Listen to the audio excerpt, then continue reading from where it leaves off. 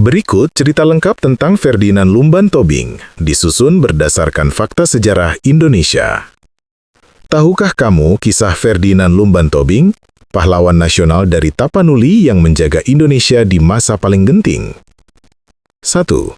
Masa muda dan pendidikan.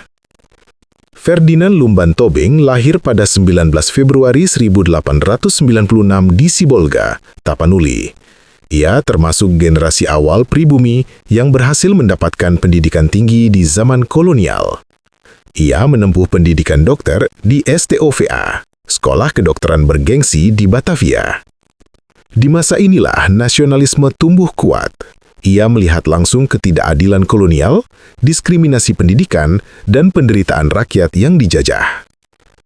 2. Dokter rakyat yang menjadi pejuang. Setelah lulus, Ferdinand pulang ke Sumatera.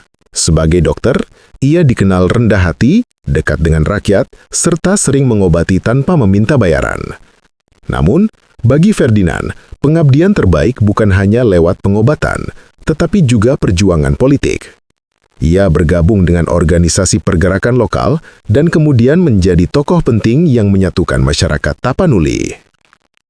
3. Tokoh penting di zaman Jepang. Ketika Jepang masuk ke Indonesia 1942, Ferdinand ikut terlibat dalam lembaga-lembaga pemerintahan bentukan Jepang seperti Chuo Sangiin. Meski berada di sistem Jepang, ia termasuk tokoh yang diam-diam mendorong lahirnya pemerintahan Indonesia. Ia menggunakan posisinya untuk mengamankan tokoh-tokoh Tapanuli dan menyiapkan kekuatan politik di wilayah Sumatera. 4. Pasca proklamasi, menjaga Sumatera dari kekacauan. Setelah proklamasi 17 Agustus 1945, Sumatera masuk ke masa genting. Kekosongan kekuasaan, ancaman serdadu Jepang, dan kedatangan kembali Belanda. Ferdinand Lumban Tobing diangkat sebagai residen Tapanuli.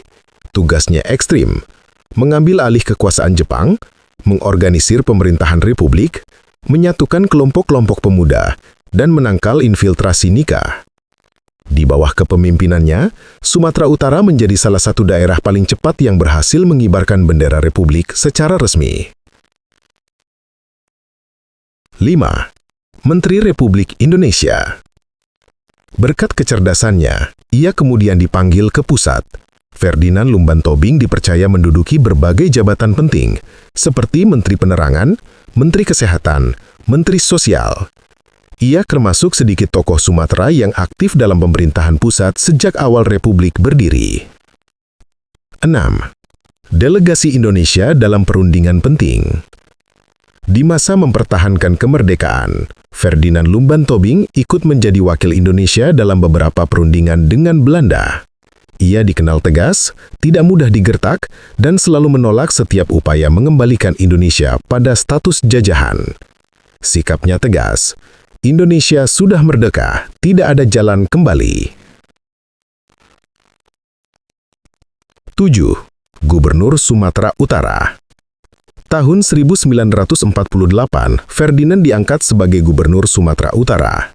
Ia memimpin daerah yang sangat strategis, menjadi pintu masuk ekonomi dan militer di Sumatera. Di masanya, ia memperkuat pemerintahan daerah, logistik perang, dan membangun hubungan antara pemuda dan pemerintah pusat. 8. Wafat dan pengakuan sebagai pahlawan nasional. Ferdinand Lumban Tobing wafat pada 7 Oktober 1962. Atas jasanya menjaga integritas Republik di masa paling genting, pemerintah menganugerahinya gelar Pahlawan Nasional 1973. Ia dikenang sebagai putra terbaik Tapanuli, dokter rakyat, diplomat yang cerdas, gubernur yang menjaga Republik, pejuang yang selalu menempatkan bangsa di atas dirinya.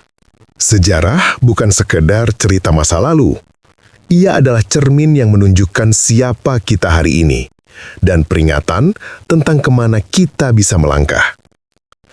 Ilmu adalah cahaya, dan siapa yang berjalan tanpa ilmu akan tersesat oleh gelapnya zaman. Pelajaran hidup tidak selalu datang dari kemenangan. Kadang justru dari luka, jatuh, dan kegagalan yang kita sembunyikan. Maka pelajari sejarah, Serap ilmunya, ambil hikmahnya, dan jadilah manusia yang lebih kuat dari hari kemarin. Follow @gladiator neraka. Like, comment, subscribe, and share.